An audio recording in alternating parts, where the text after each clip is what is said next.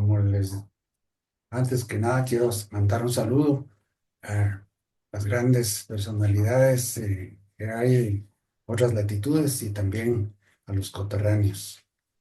Eh, en realidad, cabalmente decía el doctor que era muy larga eh, que era muy largo el nombre de la oficina donde estamos y en realidad así es.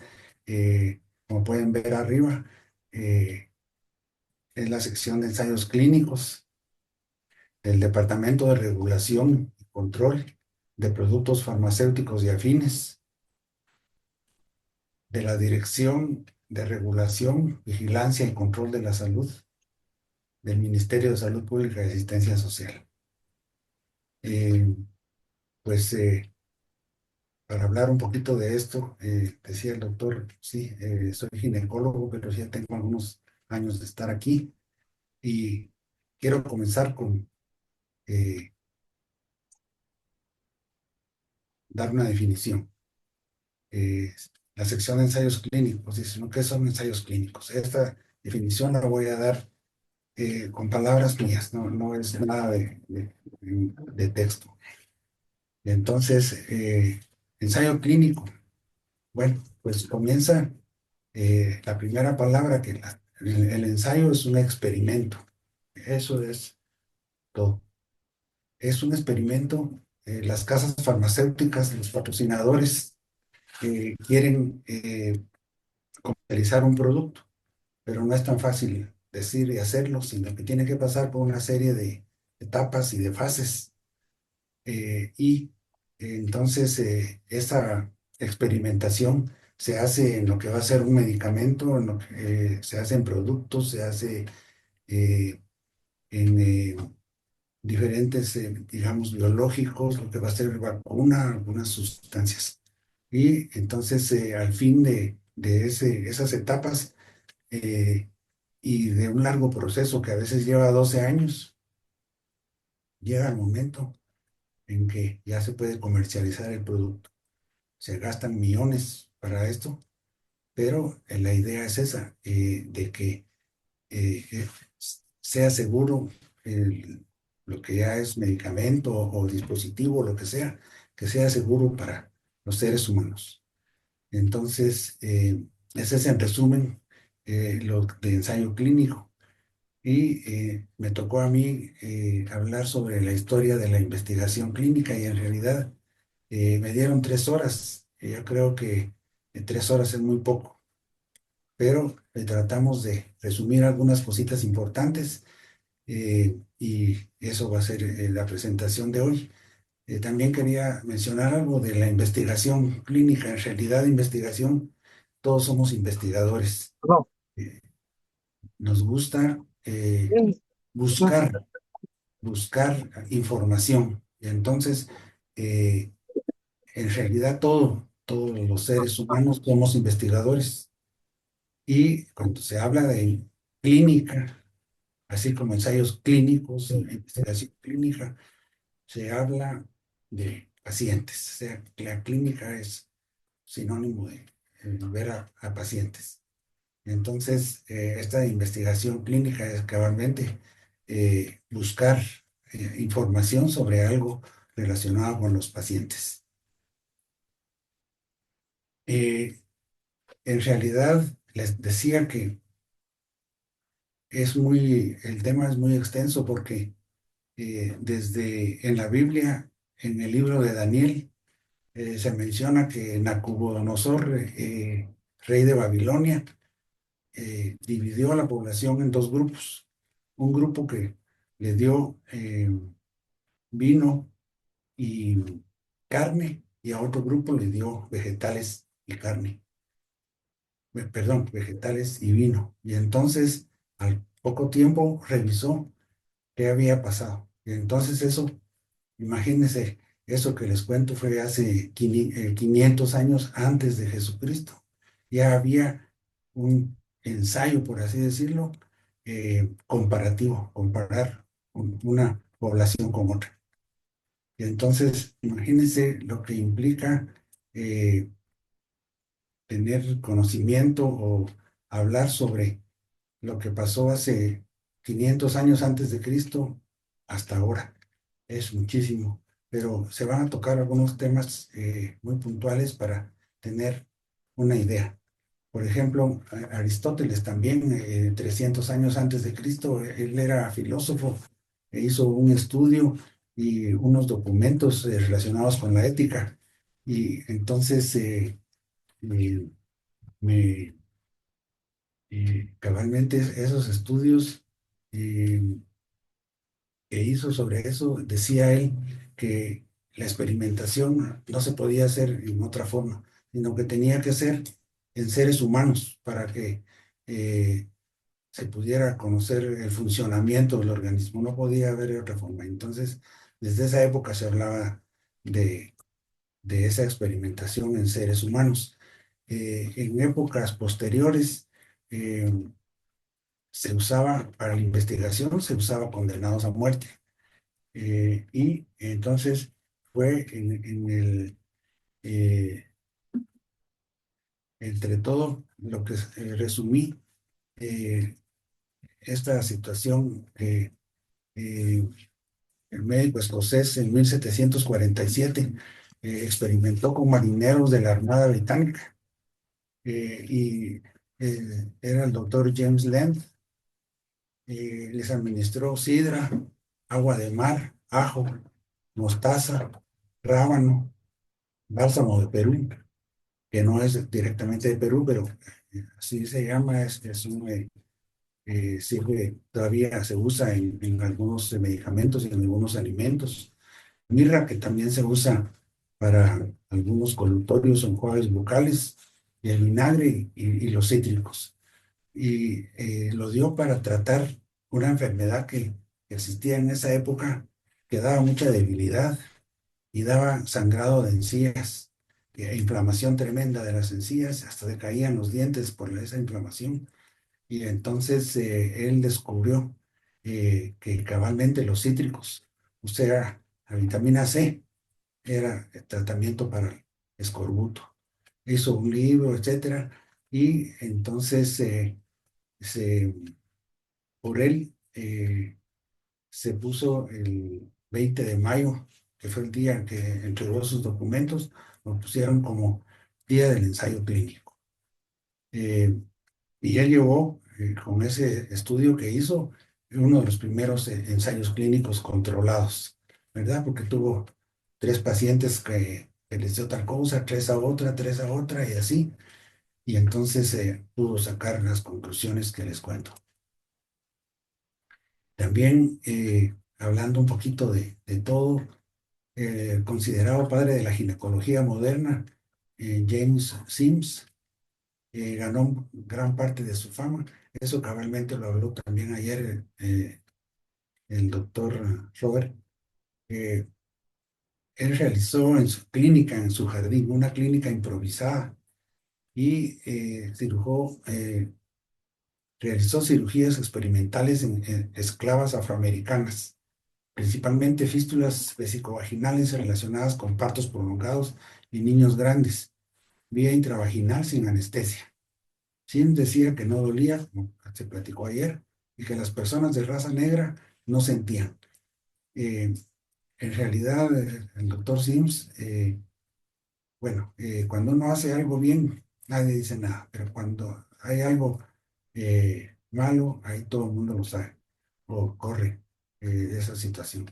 El doctor Sims es famoso porque él inventó un espéculo, que es un espéculo bastante bueno para poder ver vagina. También hizo la prueba postcoito, que se llama Sims-Huner, que es una prueba en que después de las relaciones se mira moco cervical con todas sus características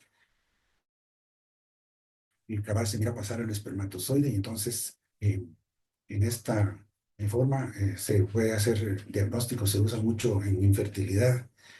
También él usaba una técnica de una posición de Sims en que para el parto en pacientes que tenían la pelvis contraída por algo, por alguna malformación o algo, las ponía en decúbito lateral izquierdo y así atendía el parto. Y entonces era eh, de la forma, pues había cesáreas, pero no como ahora, ¿verdad? Que todo el mundo hace cesáreas y por todo.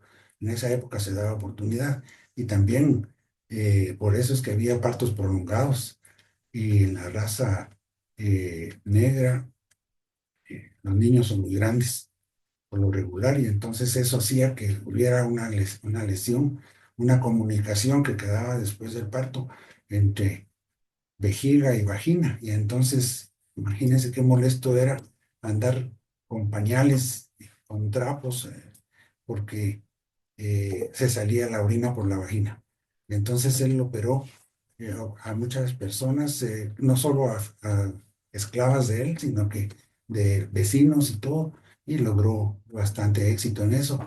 Eh, pues yo les cuento que en realidad la raza negra es muy fuerte y eh, he tenido oportunidad de operar a garífunas aquí en nuestro medio para personas que no son de aquí, como les dicen afroamericanas, a la raza negra en Estados Unidos, aquí en Guatemala la mayoría son garífunas eh, y son descendientes de esclavos. Y les cuento que las cesáreas en estas personas, la fascia es un tejido re fuerte. Es increíble cómo esa raza tiene tan fuerte ese tejido. Y entonces sí es cierto, ¿verdad? Que son aguantadores. Y se admira, ¿verdad? Que tengan esa fortaleza y que se nota en todos lados. Eh, Hablando también, esta situación me llamó mucho la atención del doctor Leo Stanley. Durante más de 20 años realizó más de 10.000 implantes testiculares y esterilizaciones forzadas y pacientes psiquiátricos en la prisión de San Quintín, California.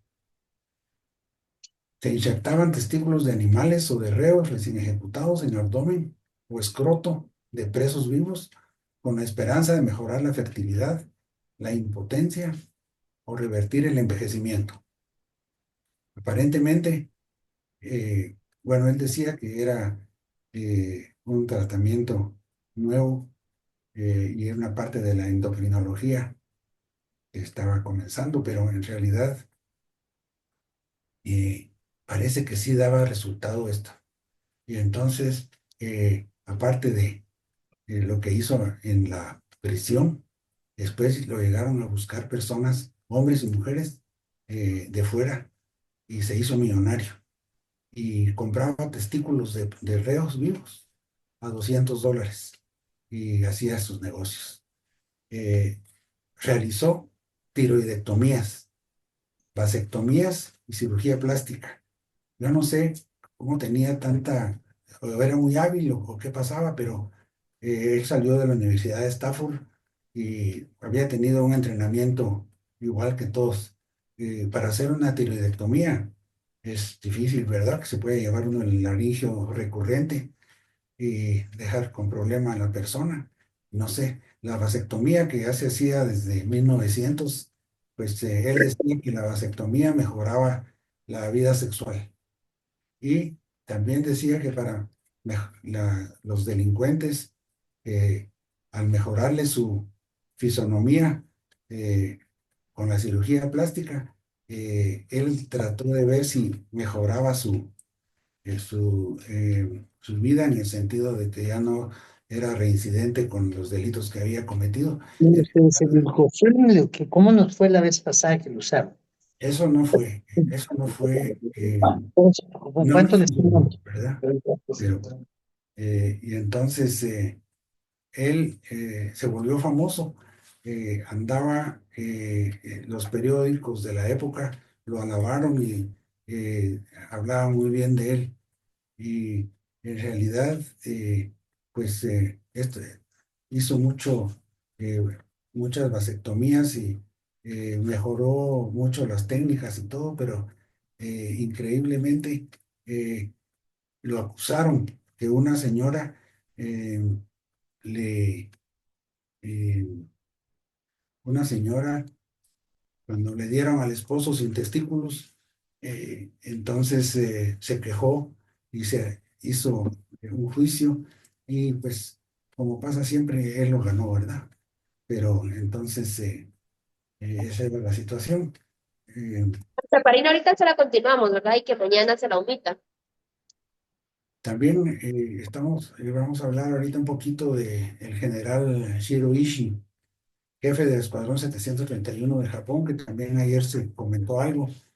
Él realizó experimentos con el apoyo de universidades y escuelas de medicina japonesas, tanto que él comenzó a hacer esos experimentos siendo un subteniente y llegó a general por tanto mérito, porque le dieron en realidad le dieron muchos méritos y todo. El emperador Hirohito de Japón y todo, le daba mucho medallas y todo por todo lo que hacía. Y él infectaba a personas de China y de otras razas que se recuerdan que ellos decían, los japoneses decían que los chinos eran una raza inferior y entonces los trataban muy mal.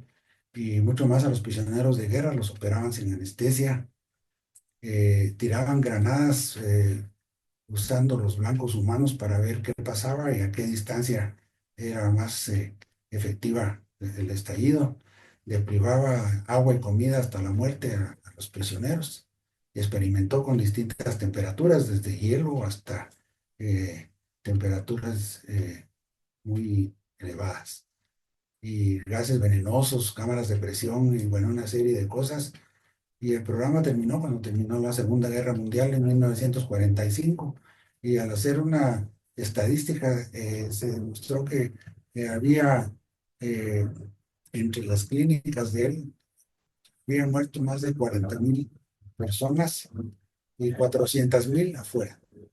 El general nunca fue juzgado porque, aunque se le considera el mayor criminal de guerra médico de la historia, pero nunca fue juzgado y Estados Unidos ocultó todo para convertir a Japón en su aliado. Y entonces, como les digo, murió en 1959 y con una eh, así pasa a veces que les decía que a veces uno hace algo malo y muere bien y otras veces hace todo bien y muere mal. Y entonces, eh,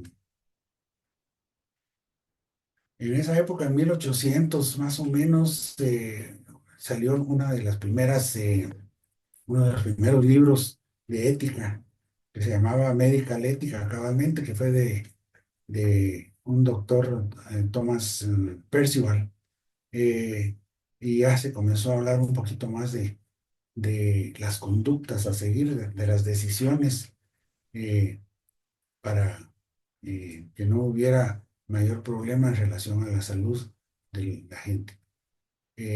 Pero en Alemania, entre 1900 y 1930, era considerada eh, un reino de los más avanzados que había, y cabalmente era el reino prusiano.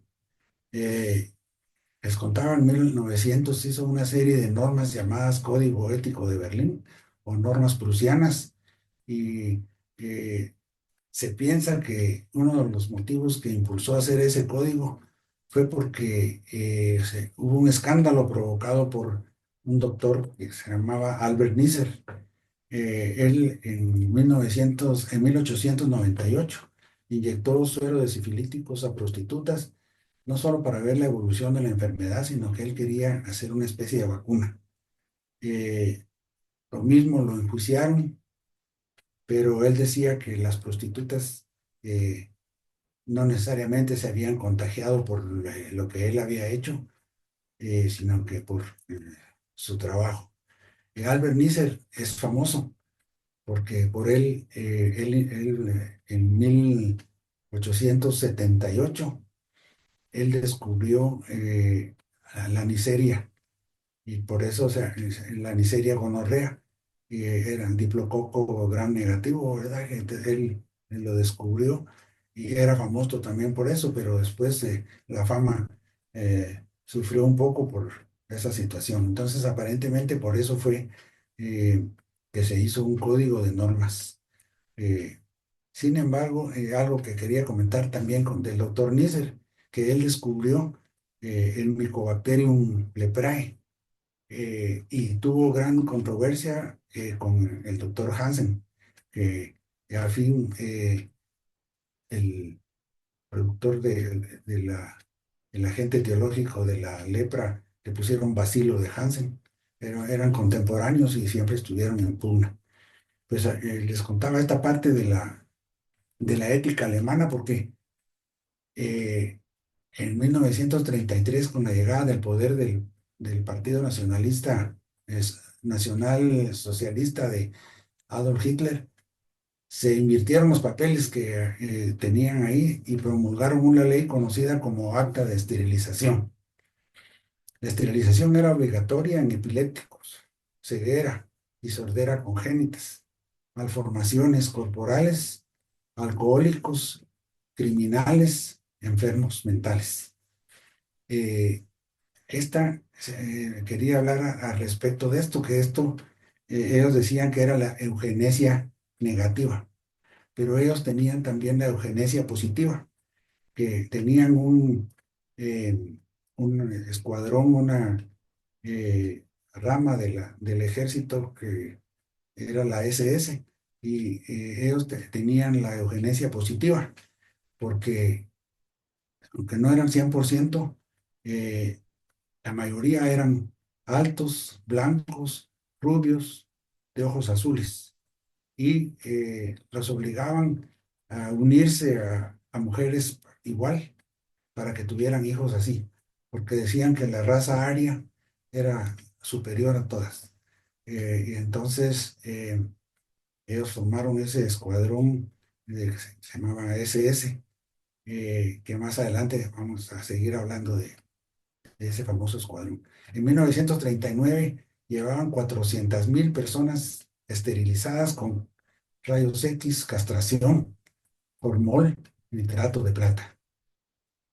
La castración no era como la castración química que usa ahora con depomedrosa y progesterona o con estrógeno, sino que era sencillamente o quitaban ovarios o quitaban testículos. Y todo lo demás quemaba los conductos. Y entonces viene esto que realmente también se habló ayer del ángel de la muerte, de Joseph Mengele, que fue un médico en los 3 campos de concentración de Auschwitz, Polonia, que de 1943 a 45 tuvo más de 1.100.000 muertes provocadas a las personas que eran judías o eran de otras razas que ellos consideraban inferiores. Experimentó con gemelos para mostrar las similitudes y diferencias en la genética y en otras enfermedades. Pues, imagínense que se realizaron experimentos sobre más de 1.500 pares de gemelos y solo sobrevivieron 200 o menos. Él, por ejemplo, le gustaba tratar, le daba bacilo de Ebert a, eh, a los gemelos, a los dos, y a uno lo mataba para revisar cómo estaba su cuerpo y al otro miraba cómo era la evolución. Y así por el estilo, muy fácil hacía eso. Eh, y también experimentó con temperaturas bajo cero y cuánto lograban vivir alimentándose solo con agua de mar.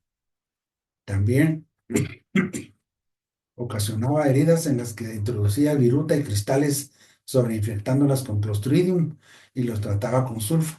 La sulfa ya se había descubierto en esa época, cabalmente un alemán lo hizo en 1939. Entonces trataba a medias o miraba qué pasaba con el tratamiento con sulfa. No era la sulfa de ahora, pero era sí parecida. Investigó la heterocromía de un ojo de cada color. Tenía amplia colección de ojos extraídos de personas vivas o muertas.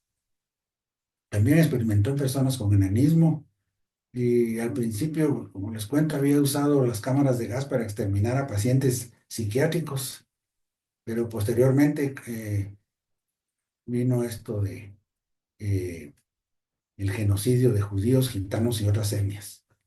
Al final escapó a América del Sur y dice que nunca fue encontrado. Murió de un ACV en Brasil en 1979. Sin embargo, hay otra versión. Hay una versión que con todo el conocimiento que obtuvo con los experimentos, Estados Unidos se lo llevó y lo tuvo eh, muchos años para conocer todo lo que él sabía. Y entonces por eso fue que no lo encontraron, porque la Mossad, que es la policía israelí, que después de la Segunda Guerra comenzó a buscar a muchos de los nazis que no los encontraron cuando llegaron ellos a Alemania, y Mossad, una policía tremenda y todo, muy competente y todo, y que no lo hayan encontrado, dicen que hay mucho que decir. Lo que sí es cierto es que, por ejemplo, Estados Unidos eh, se llevó a Werner von Braun, se lo llevó, y él había, imagínense, mandó más de 1000 misiles, los mandó a Bélgica, y también más de 1000 misiles mandó a Inglaterra. ¿Cuánta gente no debe haber muerto con esos misiles que mandó? Y sin embargo no lo acusaron a él de nada, sino que se lo llevaron a Estados Unidos y Estados Unidos aprendió mucho, tanto que se piensa que eh, el hombre llegó a la luna gracias a von Braun, porque él con su conocimiento y todo estuvo experimentando mucho eh, en todas estas agencias que se relacionan con todo lo que es el espacio. Y entonces, bueno, no sabía uno qué pensar de todo esto. Este caso, en Estados Unidos, los periodistas famosos sacaron a la luz pública un caso que tenía más de 30 años de que se había llevado a cabo en Tuskegee, Alabama, financiado con fondos públicos. Se había realizado un experimento con 600 afroamericanos. 391 tenían sífilis y no se les dio tratamiento con penicilina para ver la evolución. Claro, al principio no existía la penicilina, era otra forma de tratarlos, pero ya desde el 1943 ya estaba la penicilina en uso y no la usaron aquí en estos casos para ver cómo evolucionaban los pacientes. Murieron 28, quedaron 100 discapacitados y 19 casos de sífilis congénita. No se les pidió consentimiento informado, se les decía que tenían un problema en la sangre y se les inoculaba y todo la sífilis para ver qué pasaba también. Las víctimas y descendientes fueron indemnizadas. En 1999 el presidente Clinton pidió perdón públicamente. Esta es importante tenerlo en cuenta. Más adelante les contaré por qué. Y cronológicamente, siguiendo con esto, eh, pues lo que siguió es lo que sucedió en Guatemala en el año 47, 48, y esto es lo que era un tema aparte, pero mejor lo puse aquí mismo porque para que sea así cronológico lo que se va a hablar. Entonces, así a grandes rasgos, siento que está muy congestionada la diapositiva, pero no había otra forma de ponerlo. Me dio gusto de poner la bandera de Guatemala más grande que la de Estados Unidos. El 1 de octubre del 2010, el presidente de Estados Unidos, Barack Obama, se comunicó vía telefónica con el presidente Álvaro Colón a fin de ofrecer una disculpa por la investigación médica respaldada por Estados Unidos y realizada en Guatemala entre 1946 y 1948, aunque se continuó hasta 1953. En soldados, niños de escuela, escuelas estatales, del orfanato, leprosos, reos, pacientes psiquiátricos, alcohólicos, epilépticos y prostitutas. El gobierno de Guatemala nombró al entonces vicepresidente de la República y médico cirujano cardiovascular con reconocimiento internacional, el doctor Rafael Espada, para que formara una comisión técnica formada por profesionales para esclarecer lo sucedido. El Archivo General de Centroamérica, el Archivo de la Paz y el Archivo Histórico de la Policía Nacional hicieron una investigación aparte que después presentaron a la comisión. El informe final de la comisión fue titulado Consentir el daño, documento de 103 páginas que fue entregado en abril del 2011. Más adelante se hablará más al respecto. Cuando el gobierno se enteró de los experimentos, solicitó al Ministerio de Salud Pública y Asistencia Social que se creara una entidad estatal para normar ensayos clínicos en Guatemala, llevándose la sorpresa que desde 1997 había diferentes documentos en donde se mencionaban los requisitos para autorizar un ensayo clínico, el consentimiento informado, los comités de ética, y había ya mucha información al respecto. Y en ese momento, o sea, en el 2010, estaba vigente el acuerdo ministerial 466-2007, que se llamaba Normativa para la Regulación de Ensayos Clínicos en Humanos. Aquí me voy a tener un ratito para comentarles que eh, esta normativa todavía estuvo vigente hasta hace poco, eh, y participaron miembros del Colegio de Médicos, participaron médicos de la Asociación de Medicina Interna, la OPS, también se formó una comisión también con miembros del Ministerio de Salud. Y entonces se estaba ya bastante bien esa normativa. Y venía, como les cuento, desde hace muchos años por presión de los mismos eh, patrocinadores, o sea, de las mismas industrias farmacéuticas, porque en otros países había ensayos clínicos y aquí en Guatemala, que en el siglo pasado, pues todavía no existían. Y también, como antes no había residencias aquí en Guatemala, todos los médicos que no querían quedarse de médico general se iban al extranjero. Y en el extranjero sí eh, había ensayos clínicos, y entonces ya traían esa inquietud. eh, Principalmente profesores de nosotros, como el doctor eh, Jacobo Sabaj. eh, Él es infectólogo y todavía está por ahí. Y también el doctor Arango, eh, León Arango, que también eh, sigue todavía en muchas actividades de lo que se relaciona a ensayos clínicos, pero ellos también influyeron mucho y todo por sus conocimientos que traían del extranjero para que poquito a poco se estuviera haciendo una normativa. Y les cuento, la normativa ahorita ya está la 206 2021, que todavía está más depurada, que se ha hecho también con ayuda de comisiones. Por ejemplo, también ha participado la Universidad de San Carlos, la Universidad del Valle, eh, y han participado otros miembros de la sociedad y todo, y eh, según nos han comentado gente extranjera, está muy robusta, y entonces probablemente es parte de lo que hacemos nosotros ahí en la unidad de ensayos clínicos, aplicar la normativa a todas las situaciones que se nos presentan. Y más adelante se hablará de eso.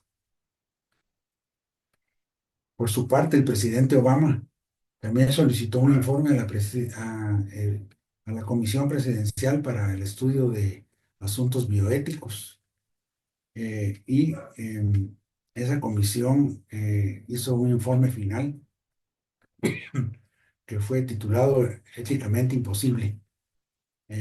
investigación sobre los estudios de Guatemala desde 1946 hasta 1948 y fue entregado en septiembre del 2011. Esa comisión vino a Guatemala a hablar con el doctor Espada. Platicaron y según cuentan, ellos venían a traer información y no se las quisieron dar, pero ellos tenían otras formas de conseguir esa información. ¿Y qué pasó en todo esto? ¿Qué fue lo que pasó en realidad con todo eso? ¿Por qué hasta el 2010 se supo de lo que había pasado en 1946, 47? Lo que pasó fue que la doctora Susan Riverby encontró en la Universidad de Pittsburgh, la famosa Pitts University, encontró unos archivos no publicados, repito, del doctor Charles Cutler, y los presentó a la Asociación Americana de Historia de la Medicina en enero del 2010. Elaboró un informe de 28 páginas sobre los experimentos no éticos realizados en Guatemala con enfermedades de transmisión sexual, sífilis, gonorrea y chancroide. Y ahí está la foto del doctor Cutler. Eh, Se causó revuelo en la sociedad estadounidense por esta situación, porque la doctora Riverby en realidad andaba buscando información sobre Tuskegee, que era el que hablé de ellos anteriormente, y se llevó la sorpresa también que descubrió estos archivos. Estos archivos posteriormente desaparecieron muchos los documentos y algunos otros están tachados, y ya no es lo mismo que encontró la doctora Riverby. El mismo doctor Cutler escribió que la idea de la investigación en Guatemala provino del doctor Juan Manuel Funes, médico guatemalteco que efectuaba estudios en el Venereal Disease Research Laboratory, el famoso VDRL, que después se convirtió en el CDC, o sea, en la institución actualmente hay en Estados Unidos. Y el doctor Funes aparentemente hizo su especialidad allá en 1945. Y en agosto del 46 vino el doctor Funes a Guatemala y de una vez inició funciones en el Centro de Adiestramiento de Enfermedades Venéreas, que quedaba localizado ahí donde estaba el CIAS, la Sanidad, eh, que ahora parece que es viceministerio de primera atención. Y apoyado por la Oficina Sanitaria Panamericana, que es lo que es actualmente la Organización Panamericana de la Salud, en esa época así se llamaba.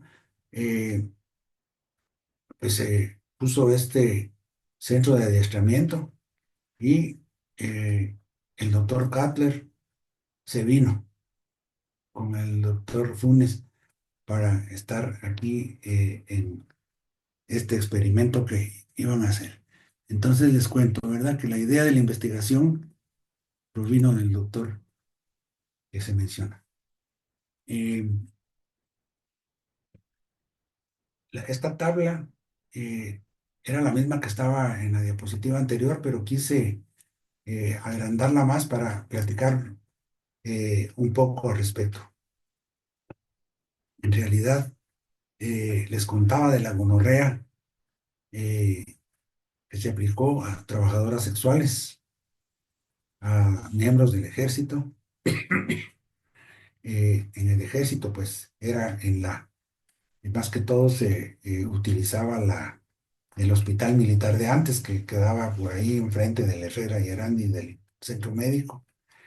La penitenciaría era un edificio que quedaba en donde ahora está aparentemente el organismo judicial, el Banco de Guatemala y todo eso. El orfanato, pues es el hospicio que todavía existe, Rafael Ayau. Los escolares dicen que eran escolares de Puerto de San José.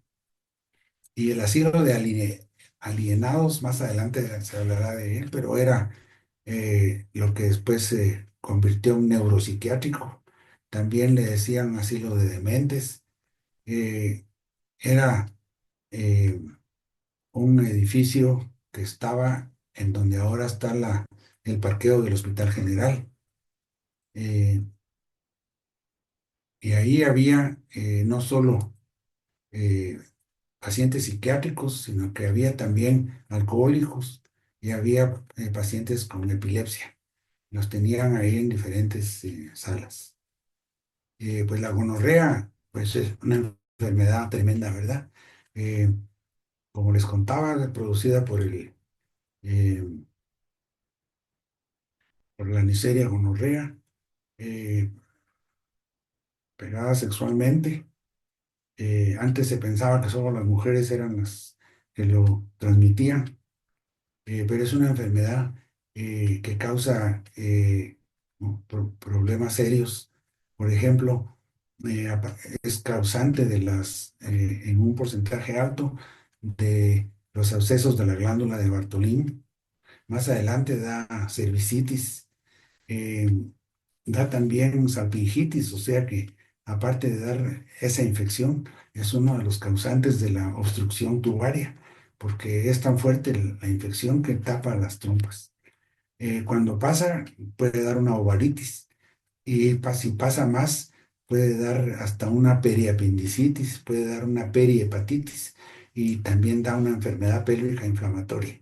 Entonces es tremenda y en esa época el tratamiento eran mercuriales, eran duchas vaginales, arseniacales y había diferentes formas, pero no había nada que se pudiera, así como ahora que hay tanto medicamento que se puede usar.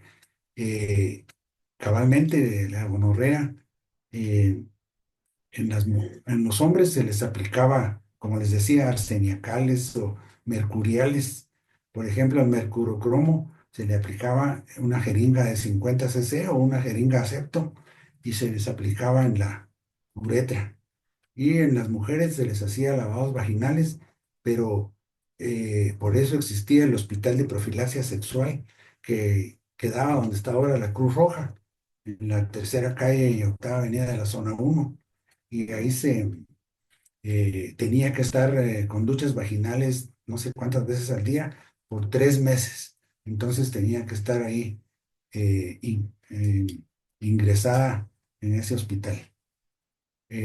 La sífilis, pues decían que respecto a la sífilis, mencionaban que cuando vino Cristóbal Colón a la Española, que es la actual Haití, ya se llevó la enfermedad, aunque se menciona también que existía antes en Europa y todo, pero así se dice eh, que cuando vinieron aquí los barcos y todo que traían los tripulantes y todo, solo vinieron, cuando regresaron a España ya llevaban la sífilis.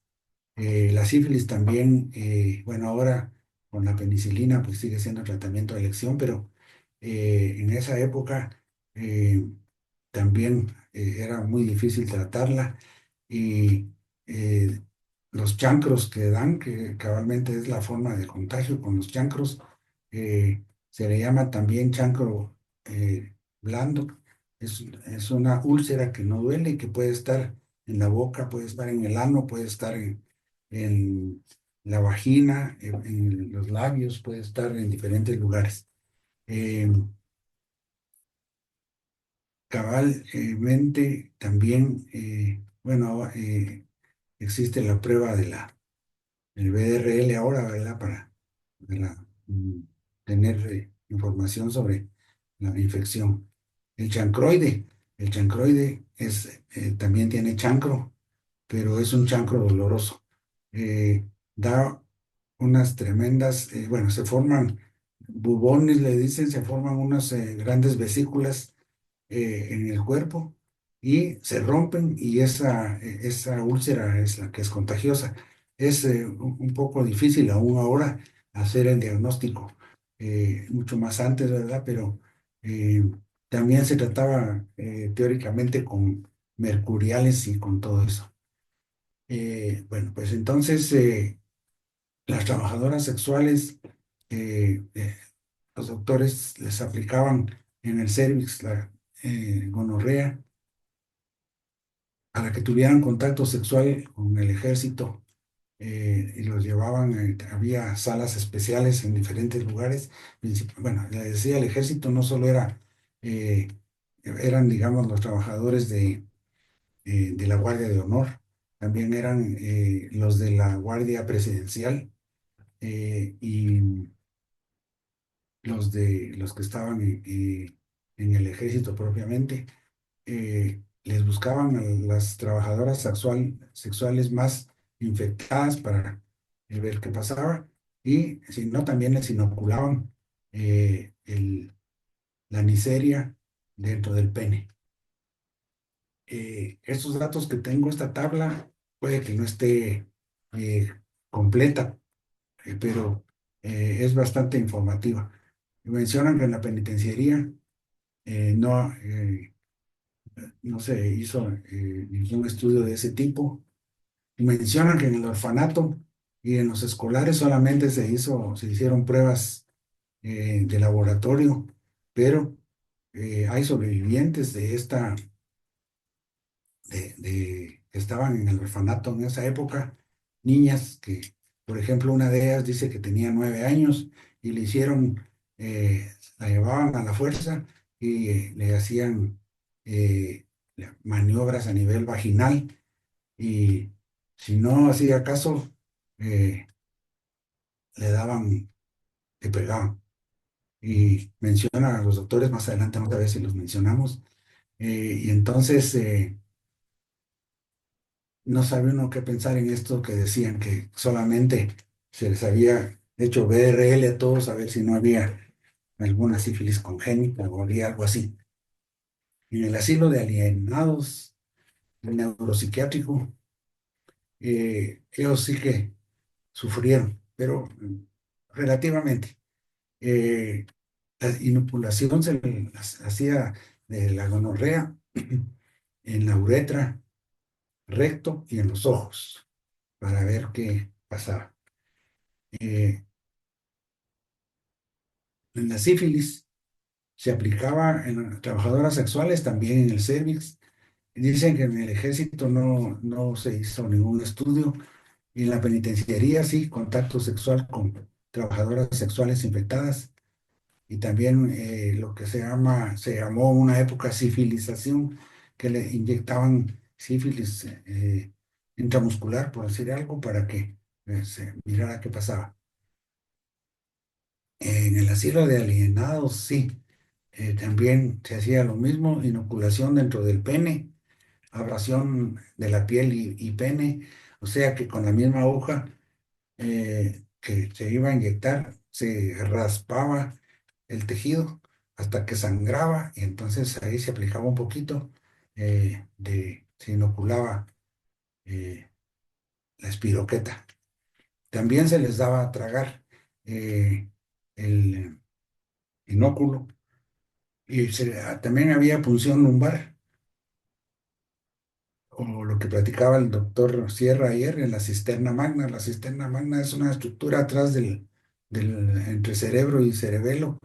Por ahí hay una estructura donde se puede hacer una especie de punción eh, para extraer líquido cefalorraquídeo, pero cuentan que ponían a los eh, enfermos mentales, a los psiquiátricos, ponían en fila para hacerle la punción y se las hacían parados. Y había muchos que repetían la cola porque al terminar del procedimiento les regalaban un cigarro o les regalaban jabones y entonces ellos les gustaba pasar varias veces para tener más cigarros o más jabones. También lo mismo que en el chancroide, eh, dice que le aplicaban eh, el, la bacteria, se le aplicaban con abrasión y frotación en brazos y espalda a los del ejército y también a los pobres enfermos del asilo. Y entonces, aquí viene otra situación relacionada con esto. Los documentos del doctor Cutler registran un total de 3.780 pacientes, contando a los que solamente se les efectuaron estudios serológicos y clínicos. Durante los experimentos se experimentaron 83 muertes del asilo, solo del asilo, aunque dice aquí que no se puede determinar una relación directa. Los materiales extraídos de las autopsias fueron enviados a Estados Unidos. Ya no se supo qué había pasado. La mayoría de los que se infectaron, 2.500 personas, no recibió tratamiento o recibió tratamiento incompleto. Les contaba pues que ya la penicilina ya estaba eh, desde 1943 y sin embargo no se les dio tratamiento o recibieron tratamiento incompleto o con otras formas para seguir la evolución de la enfermedad. Las secuelas de las enfermedades fueron transmitidas a hijos y nietos, según datos recientes. Les menciono, les decía, en un principio se me olvidó comentar que no tengo conflicto de interés y que no soy anti eh, estadounidense, pero aquí esta situación del asilo me dejó en qué pensar. El asilo en realidad era eh, una donación que hizo una persona eh, en la época del Manuel Lisandro Varías, el presidente, a finales de 1800, y se hizo un bonito hospital, pero tristemente con los terremotos del 1917 y 18 se cayó. Aparentemente era todo lujo. Después se hizo un hospital más sencillo y eh, no se sabe qué pasó, pero el 14 de julio de 1960 el asilo fue consumido por un incendio. Había, no me acuerdo cuántos pacientes hospitalizados, pero de todos los que había, 43 murieron. Le pasó lo mismo que pasó aquí en el Hogar Seguro Nuestra Señora de la Asunción, que no quisieron que se salieran los internos y los encerraron con llave. Y entonces 43 ya no se encontraron, murieron quemados. eh, y encuentra una monjita que estaba también ahí en ese servicio. Eh, y vino después un perito, un bombero eh, estadounidense a ver qué había pasado y dijo que una paciente había dejado conectada a una plancha y que por eso, como había estructuras de madera, pues que se había iniciado fuego, pero aparentemente era muy difícil que en un hospital vaya a haber una paciente planchando a las 11:30 de la noche, ¿verdad? Es muy difícil.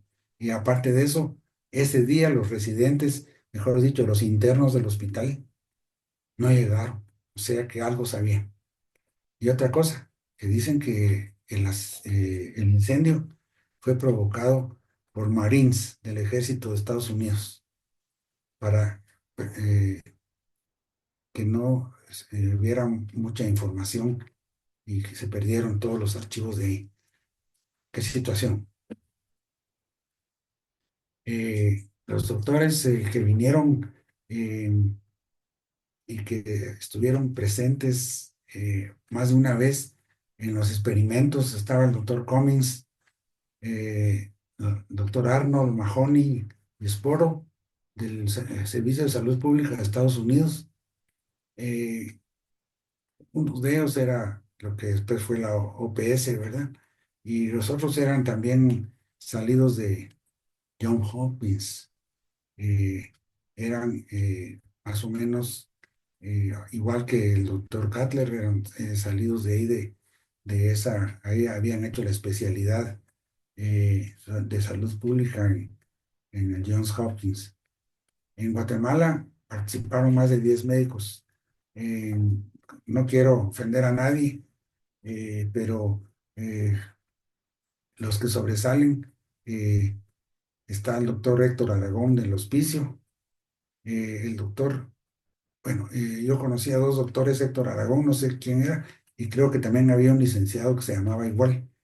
Eh, También estaban los doctores Carlos Salvador y Miguel Molina del Asilo de Alienados.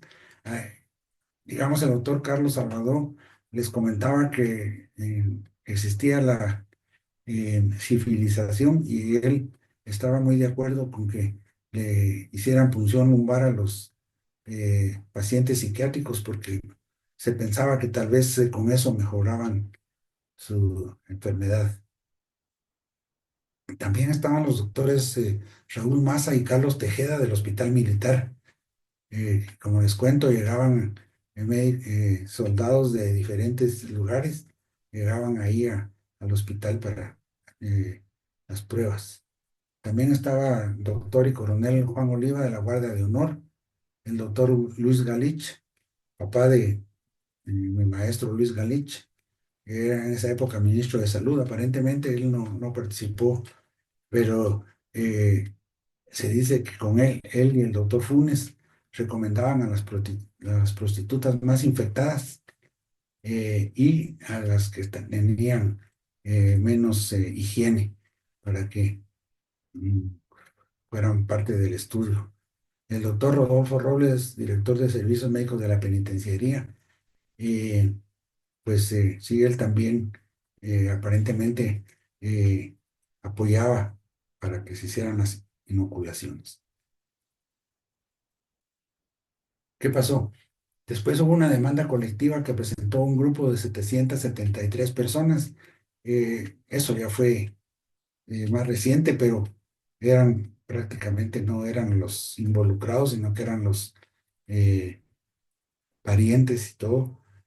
Dos veces presentaron a la Universidad de Johns Hopkins, a la Fundación Rockefeller, que aparentemente también subvencionó este estudio, eh, y Bristol Myers Squibb, que la compañía que administró la penicilina. Sin embargo, bueno, los Rockefeller, ustedes saben que es la familia más adinerada de Estados Unidos. ¿Qué podían hacer contra ellos? Y el juez federal no dijo que no se podía responsabilizar al gobierno federal por hechos que ocurrieron fuera del territorio. Aparentemente, eh, no caminó esta demanda. Eh, También los abogados que estuvieron representando a estas personas aparentemente querían que se les pagara en dólares y bueno, fue un lugar de ayudar, creo que eh, el problema se hizo más grande. Hay una situación en esto que quiero comentar con relación a lo que se llama resarcimiento, que no pudieron resarcir aparentemente a estas personas, pero se menciona que el gobierno de Obama sí resarció al gobierno de Guatemala y hasta ahí. Igual pasó con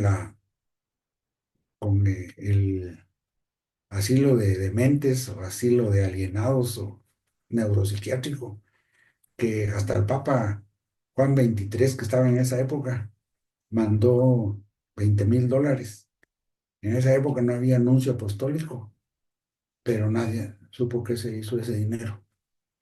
Eh, También, y digo, las Fuentes, que era el presidente en esa época, cuando se quemó el asilo, dijo que en 6 meses iba a construir otro hospital y los pasaron a un hospital que estaba en construcción, que era el de allá de San Vicente, y ahí estuvieron 15 años.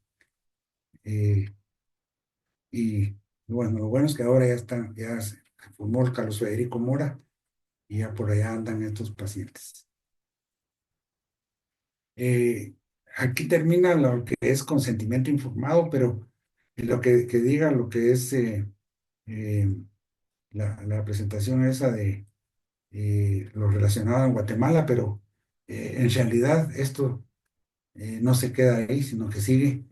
Eh, pero es tan extenso todo esto, porque, y lo menciono porque cuando fue lo de los nazis, al poco tiempo se hizo para juzgarlos, y después se hizo la declaración de Nuremberg en 1947.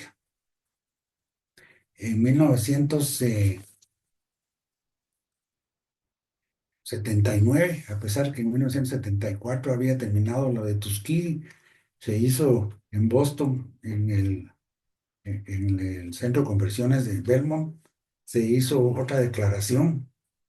Aparte, las declaraciones de Helsinki y todo eso, las guías de ICH y, eh, y todo lo demás.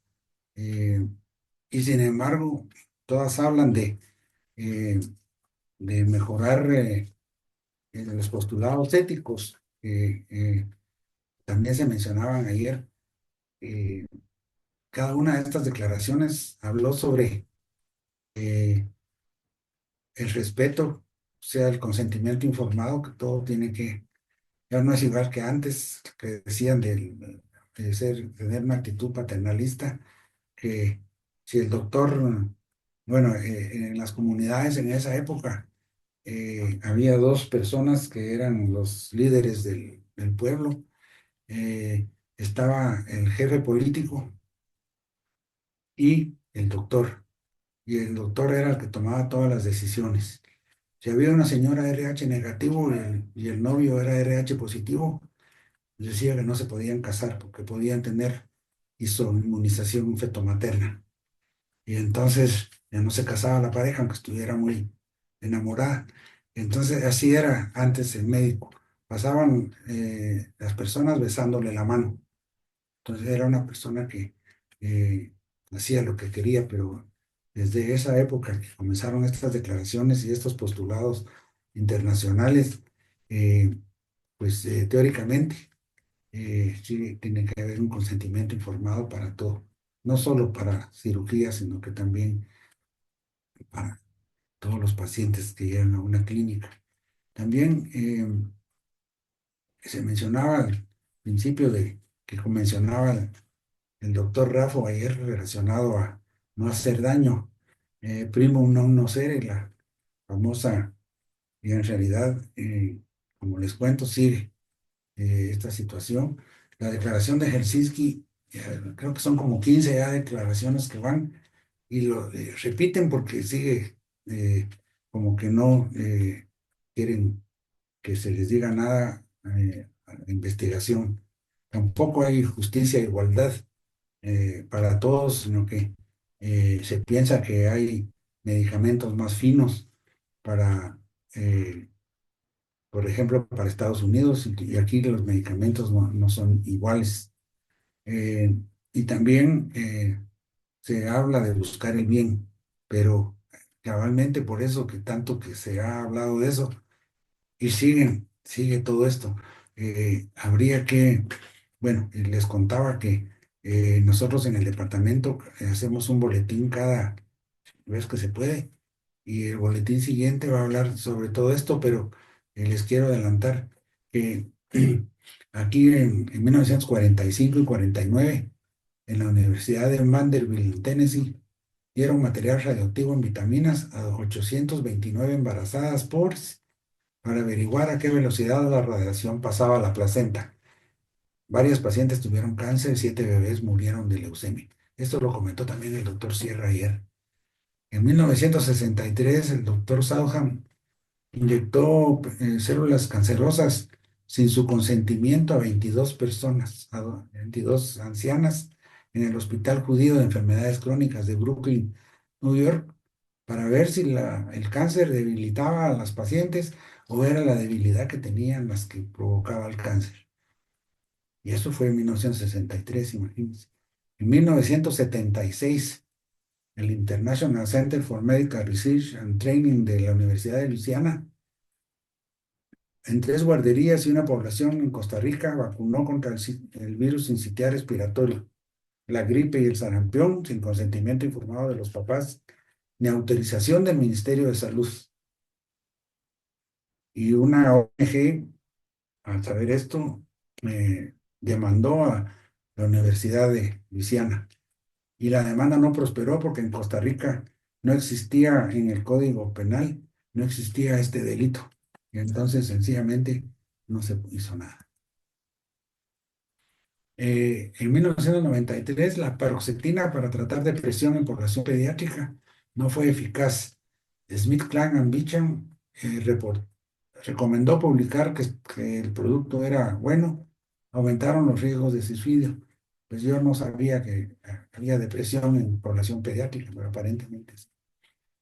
En 1996, Pfizer administró trofloxacino, el Trovan, que todavía estaba en curso de investigación, a niños en Kano, Nigeria. 11 murieron, decenas quedaron con ceguera, sordera, artritis, hepatopatías. Dice que hubo extorsión. Aparentemente, no sé si ministro de salud o algún personero del ministerio, lo extorsionaron porque sabían que andaba en amores con otra persona que no era su esposa. Y entonces se quedó callado. Y también se perdieron registros. Y increíble, ¿verdad? Que sean empresas tan fuertes, todo. Que se dice que las empresas farmacéuticas son las segundas más fuertes del mundo. La primera son las armas y la segunda son estas empresas. En 1999 y 2004 se retiró el Rofecoxib, el Vioxx, que es un AINE, ¿verdad? Que se había manipulado datos con complicidad de la FDA. O sea, la FDA, imagínense, que es famosa y todo, tiene mucho prestigio, aparentemente tuvo cierto sesgo ahí para este producto, y 88,000 personas padecieron de infarto del miocardio. Se les trataba por osteoartritis o por inflamación, y aparentemente por dolor menstrual o dismenorrea, ¿va? Y entonces 88,000 personas padecieron de infarto miocardio y accidente cerebrovascular. 35% murieron. Merck, Sharp and Dohme ahora, es una empresa que yo creo que ha tratado de eh, resarcir, por decir así, este problema que tuvo, porque aquí en Guatemala, por ejemplo, hay como 16 estudios de Merck, ensayos clínicos, y Merck es una empresa no solo muy fuerte, sino que eh, muy honesta ahora. No sé, no sé. Lo que decía, ¿verdad? Que no sabe uno el pasado, cómo va a ser el futuro. Este dato, en 1997, en el Hospital Naval de Buenos Aires, Argentina, en 137 pacientes se realizó un ensayo clínico llamado Guardián. Medicamento se llamaba Caripolide, para evitar el daño miocárdico por reperfusión. La reperfusión es, por ejemplo, necrótico y isquémico. Entonces, aparentemente era un medicamento, lo que trataba era que mejorara la circulación a ese nivel. Y pues es arma de dos filos, ¿va? Porque si hay una necrosis, pues después se forma una cicatriz con el tiempo, pero no es muy rápida.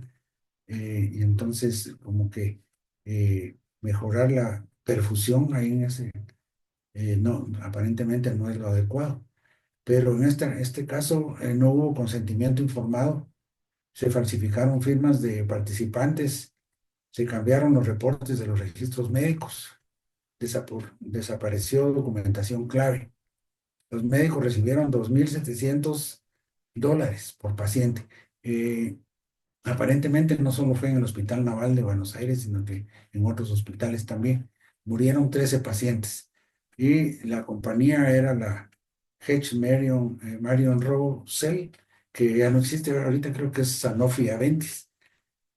Bueno, esta situación, cabalmente está el doctor aquí argentino.